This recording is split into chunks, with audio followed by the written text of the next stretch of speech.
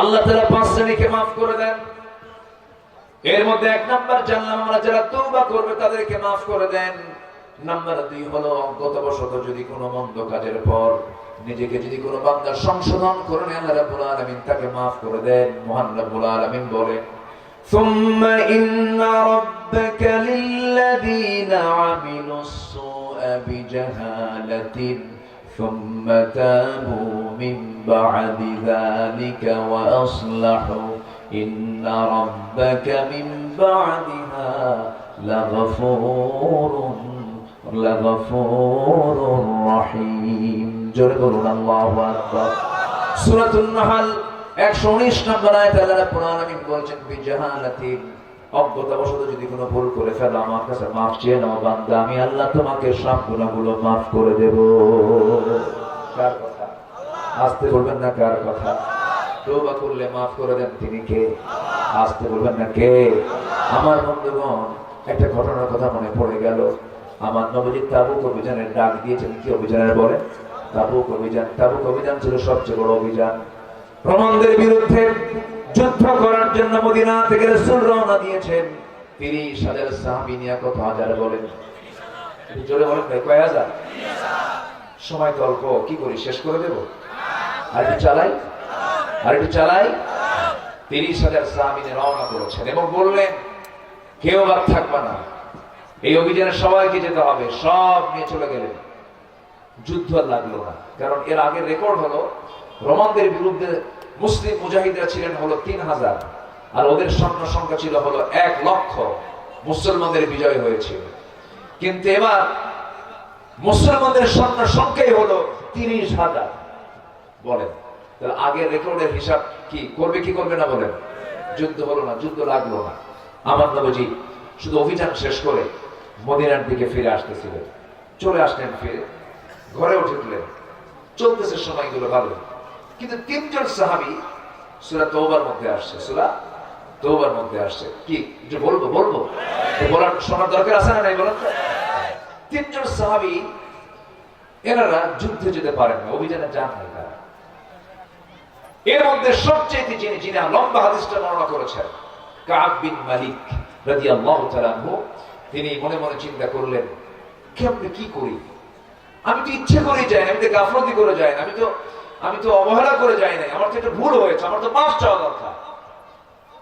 উনি নবীর কাছে গেলেন, নবীর সামনে গিয়ে দাঁড়ালেন। আমার নবীজি মসজিদ নববীর ঠিক মাঝখানে বসে আছেন। এই সাহাবী গিয়ে হাঁটু গেড়ে দিয়ে নবীর সামনে আস্তে করে বসে বলছেন, হুজুর মাফ চাইতে আসছি আপনার কাছে। রাসূল বলেন, তুমি কি ভুল করছো যে মাফ চাইবা? কোজন আপনি আমাকে যুদ্ধে যেতে বলেছেন, তাবুক অভিযানে যাই নাই। রাসূল বললেন, কেন যাও নাই? গাফলতি করেছি, গড়িমসি করেছি, অবহেলা করেছি। রাসূল বললেন, ও কাব বিন মালিক, আর কে কে যায় নাই? হেলাল বিন উমাইয়া, আর কে কে যায় নাই? মুরারা বিন রাবিআ। মোট কয়জন হলো? রাসূল বলেন, আর কে কে? হুজুর আমার জানা নাই।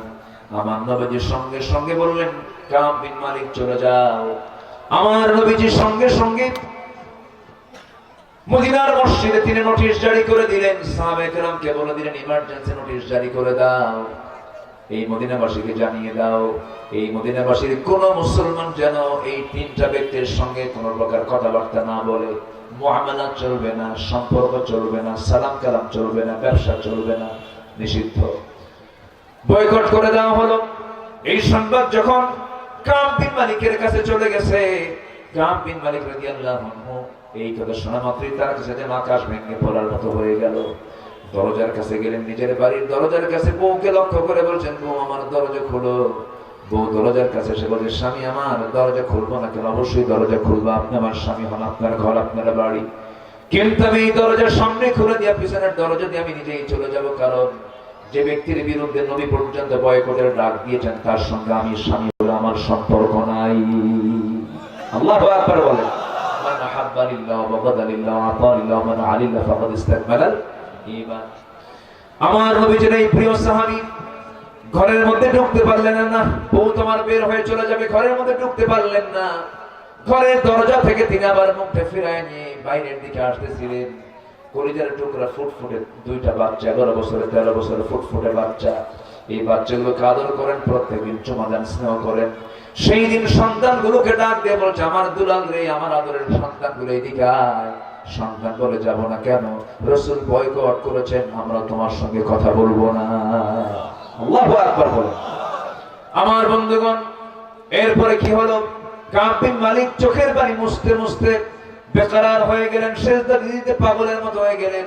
হেলাল বিন উমাইয়ার কানে সংবাদ চলে গেছে। তিনি করলেন কি, ঘরের মধ্যে তিনি খুঁজতে লাগলেন দড়ি কোথায়। শক্ত দড়ি তিনি হাতের মধ্যে নিলেন। মদিনার মসজিদের সামনে কয়েকটা খুঁটি ছিল, যেটা মজবুত খুঁটি, সেই খুঁটির সঙ্গে দড়িটার এক প্রান্ত লাগায় দিলেন। আর এক প্রান্তে স্বহস্তে নিজের দুহাত বেঁধে ফেলে বলছেন, হেলাল রে, তোর চাইতে বড় আসামি এই দুনিয়াতে নাই, কারণ যার বিরুদ্ধে অবরোধের ডাক দিয়েছেন, বয়কটের ডাক দিয়েছেন স্বয়ং রাসূল। চোখের পানি ফেলতে ফেলতে বেকরার হয়ে যাচ্ছেন কাব বিন মালিক। হেলাল বিন উমাইয়া, তাফসীরে এসেছে হেলাল বিন উমাইয়ার দুটো হাত এত লম্বা সময় বাঁধিয়ে রেখেছিলেন, তিনি নিজেই হাতের ওই জায়গা পর্যন্ত ঘা হয়ে গিয়েছিল। চোখের পানি ফেলে ফেলে কাঁদতে কাঁদতে শরীরটা শুকায় গিয়েছিল। প্রায় দীর্ঘদিন যখন চলে গেল, ওইদিকে মুরারা বিন রাবিয়ার কানে সংবাদ চলে গেছে, পাহাড়ি এলাকায় চলে গেছে। সিজদার মধ্যে পড়ে পড়ে কাঁদেন, রোনাজারি করেন, তওবা করেন। এই তিন ব্যক্তির চোখের পানি আল্লাহর দরবারে এক পর্যায়ে মঞ্জুর হয়ে গেছে, কিন্তু আমার নবী তাদেরকে বয়কটের ডাক দিয়েছেন। এখন একটা প্রশ্ন হলো, আপনাকে বলি ভাইরা, যে যুদ্ধে রাসূল গিয়েছিলেন 30,000 সৈন্য নিয়ে, সেই যুদ্ধ কি সংগঠিত হয়েছিল? আসলে হয়েছিল না। আর সংখ্যা কি একেবারেই কম নাকি? কত হাজার যায় নাই? কয়জন? মাত্র 3 জন। মাত্র 3 জন গেল না, আবার ওই যুদ্ধ সেখানে সংগঠিত হলো না। কিন্তু আমার নবীজি ইচ্ছা করলে বলতে পারতেন, ঠিক আছে যেতে পারো না, এই যুদ্ধই তো হয় না। অথবা মাত্র এতগুলো সাহাবীর মধ্যে তোমরা 3 জন মাত্র যায় না, যাও নাই, ছেড়ে দিলাম, মাফ করবেন। কিন্তু ছাড়ছেন নাকি রাসূল? ছাড়েন নাই। কেন গেলে না? কেন তুমি গরিমসি করলে? কেন তুমি অবহেলা করলে? এই চিন্তা মাথায় না আমার নবীজি শক্ত অবস্থানে চলে গেলেন। দীর্ঘদিন চলে যাওয়ার পর 40 দিন যখন পার হয়ে গেছে, আমার নবীর কাছে ওহী নাযিল হয়ে গেছে। নবীর কাছে ওহী নাযিল হলো, আলা সালাসাতিল্লাযীনা খুলিফু, হে রাসূল, ওই 3 জন সাহাবী যারা পিছনে ছিলেন, আপনি যদিও তাদেরকে বয়কটের ডাক দিয়েছেন, কিন্তু আরশের মালিক আল্লাহ রাব্বুল আলামিন ইল্লা মান তাবা, যারা ফিরে আসবে, ওয়া আমানা ওয়া আমিলা সালিহান। অতএব ওই 3 জন সাহাবী যখন তওবা করে নিয়েছে, তাদের তওবা আল্লাহর দরবারে মঞ্জুর হয়ে গেছে। ইয়া রাসূলুল্লাহি আয়াত নাযিল যখন হলো নবীর কাছে, ওয়া আলা সালাসাতিল্লাযীনা খুলিফু, আমার নবীর আনন্দ দেখে কে? আমার নবী চিৎকার মেরে বলছে, ওমর তুমি কোথায়? তাড়াতাড়ি আসো, আমার কাব বিন মালিকের পক্ষে আয়াত নাযিল হয়ে গেছে। আমার নবীজি খুশি হয়ে গেলেন। আমার নবীজি খুশি হয়ে বলেছেন, কাবকে তাড়াতাড়ি আমার কাছে নিয়ে আসো। দরজার কাছে ওমর ফারুক বলছেন, কাব বিন মালিক তুমি বাড়িতে আসো নাকি? এদিকে আসো। ভিতর থেকে বউ জবাব দেয়, যে লোকের খবর রাসূল রাখে না, সে লোকের খবর আমিও রাখি না। ওরে কাব বিন মালিকের স্ত্রী, আল্লাহ তাদের তওবা কবুল করে নিয়েছেন। কাব বিন মালিক যখন চলে গেছেন নবীর সামনে, আমার নবীজি তাকে জড়ায় ধরলেন। জড়িয়ে ধরে বলছে, কাব বিন মালিক, আমি তোরে মাফ করে নাই, কিন্তু আমার আরশের মালিক আল্লাহ তাআলা তোরে মাফ করে দিয়েছেন। জোরে বল সুবহানাল্লাহ। কিসের কারণে? আজ থেকে কিসের কারণে? কিসের কারণে? তওবা করার দরকার আছে না নাই?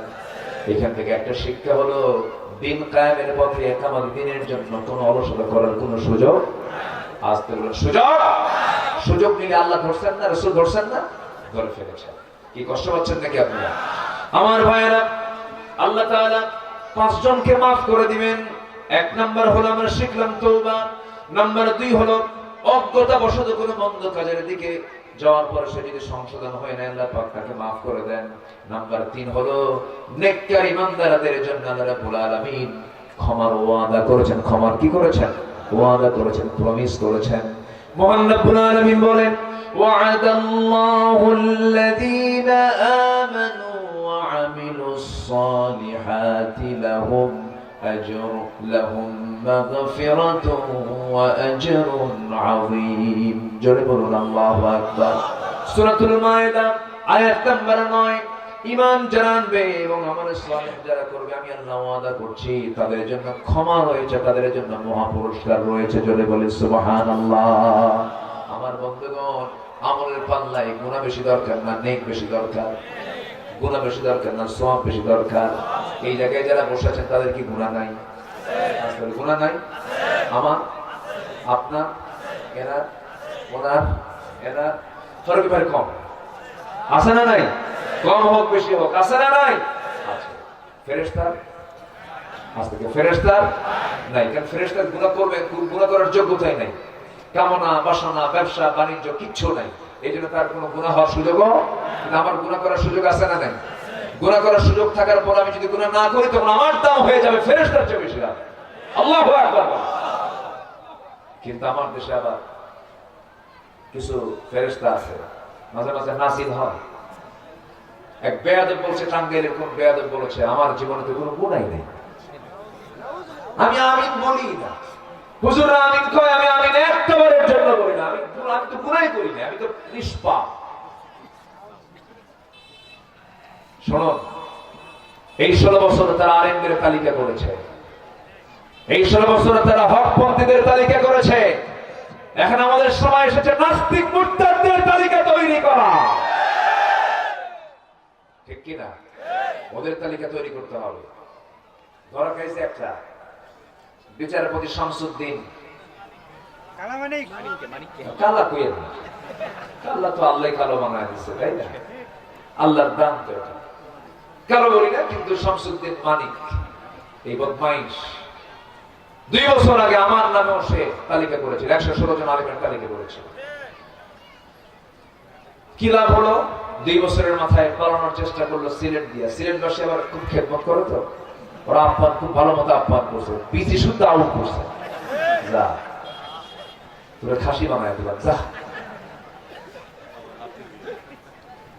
কি কষ্ট পাচ্ছেন নাকি আপনারা?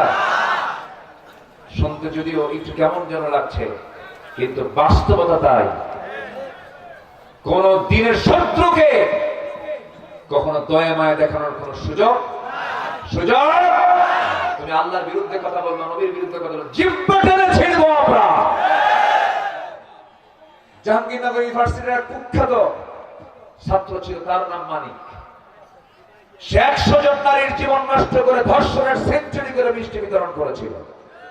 এই কুলাঙ্গার গুলো এখনো আছে, এদেরকে ধরে প্রকাশ্যে ঝুলায় মেরে রক্ত মাংস হাড় হাড্ডি কুত্তা বিলাই দিয়ে খাওয়ানো দরকার। রাজি আছেন কারা কারা? হাত উঁচু করে দেখা।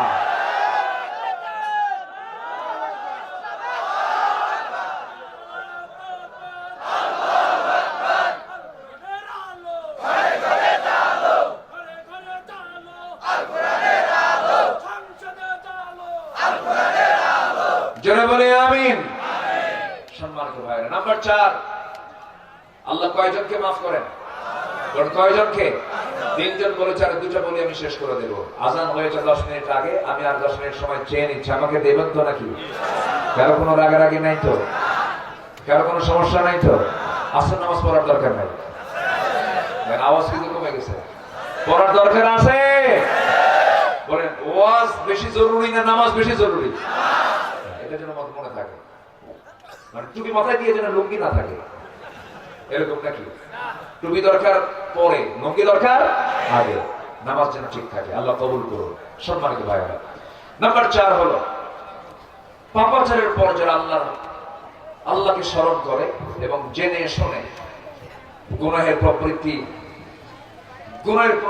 না করে, অর্থাৎ গুনাহ করেছে, গুনাহ করার পর অনুতপ্ত হৃদয়ে চোখের পানি ফেলে কান্দে আর বলে, আল্লাহ জীবনে আর এই পাপ কাজে আমি আসবো না, আল্লাহ ওই বান্দাকে মাফ করে দেন। এই কথা বলেছেন আল্লাহ রাব্বুল আলামিন বিভিন্ন জায়গায়, বিশেষ করে সূরা আলে ইমরানের 135 নম্বর আয়াত এবং 36 নম্বর আয়াতে বলেছেন। আল্লাহ রাব্বুল আলামিন বলেন, والذين إذا فعلوا فاحشة أو ظلموا أنفسهم ذكروا الله فاستغفروا لذنوبهم ومن يغفر الذنوب إلا الله ولم يصروا على ما فعلوا وهم يعلمون। জোরে বলুন আল্লাহু আকবার। أولئك جزاؤهم مغفرة من ربهم وجنات تجري من تحتها الأنهار خالدين فيها ونعم أجر العاملين جربوا الله أكبر نمبر 5 হলো আল্লাহ রাব্বুল আলামিন সূরাতুল আহজাবের 35 নম্বর আয়াতে বলে দিয়েছেন যাদের মধ্যে 10টা গুণ পাওয়া যাবে আল্লাহ বলছেন কি সুন্দর করে আ'আদাল্লাহু লাহুম মাগফিরাতুন ওয়া আজরান আযীমা জোরে বলুন আল্লাহু আকবার 10টা গুণ নিয়ে কথা বললে পরে 10 ঘন্টার প্রয়োজন হবে অনেক লম্বা লম্বা কথা বলতে হবে এই 5টা অপরাধ 5টা কাজ যারা করবে আল্লাহ রাব্বুল আলামিন তাদেরকে maaf করে দেওয়ার ওয়াদা করেছেন তিনি কে সবাইকে 5 ওয়াক্ত নামাজ পড়তে রাজি আছেন নাকি রাজি আছেন কারা কারা হাত তুলে দেখান তো দেখি জোরে বলি ইয়া আল্লাহ আরো জোরে বলি ইয়া আল্লাহ আমাদেরকে 5 ওয়াক্ত সালাত আদায় করার তৌফিক তুমি আল্লাহ দিয়া দাও জোরে বলি আমিন আরো জোরে আমিন